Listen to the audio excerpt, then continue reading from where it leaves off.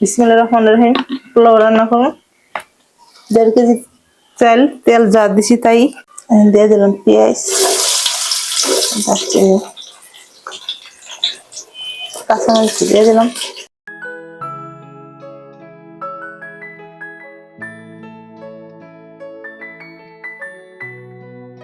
দুটো তেজপাতা,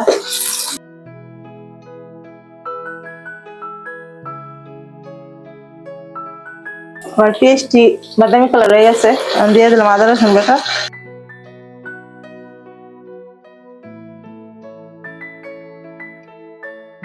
দিয়ে দিলাম লবণ। লবণটা মশলার বাজার টাইমে দিলে বেশি একটা লাগে না।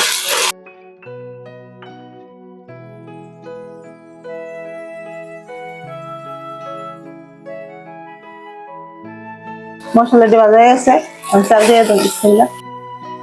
সুন্দর করে লাইবা মশলা লাগে মিলাই দেবো। চাল দিয়ে 5-6 মিনিট ভাজতে দেব। এখন আমার চালটি ভাজা হয়ে গেছে।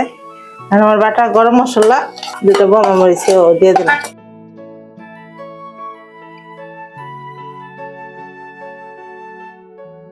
আস্তা গরম মশলা খায় না পোলাও খান, বাইরে দিতে হয়।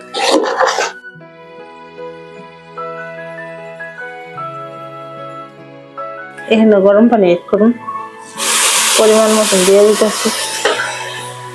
পোলাও যে কোনো পোলাও খানো রান্না করতে পারি।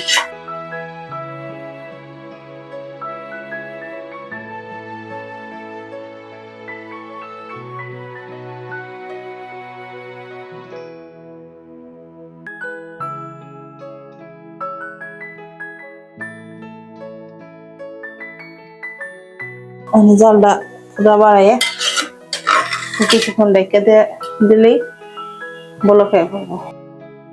আলহামদুলিল্লাহ, আমার পোলাওটা এবার সুন্দরভাবে বলক করছে। জালটা ফুলে আছে, এখন জালটা একবার কমাই দিব। আলহামদুলিল্লাহ, এখানে দেখা যাক আমার পোলাওটার কি অবস্থা। অফ ক্যামেরায় আমি আরো দিবার লাইরে দিছিলাম। আল্লাহর মতো সেদ্ধ হয়ে গেছে।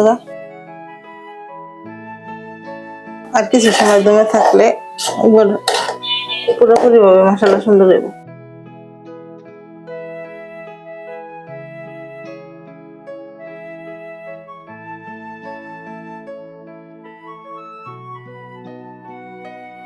এখন আমার পোলাওটা হয়ে গেছে।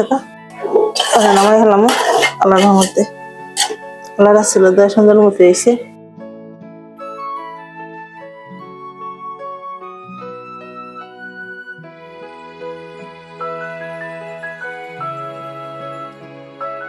আলহামদুলিল্লাহ, বিসমিল্লাহির রহমানির রহিম। এই যে আমার পোলাও যে রান্না করছিলাম, একটু লাল লাল দেখা যায়, এটা কারণ আমি যে বাটা গরম মশলা দিয়ে লাল দেখা যায়, হ্যাঁ সাদা হয় না।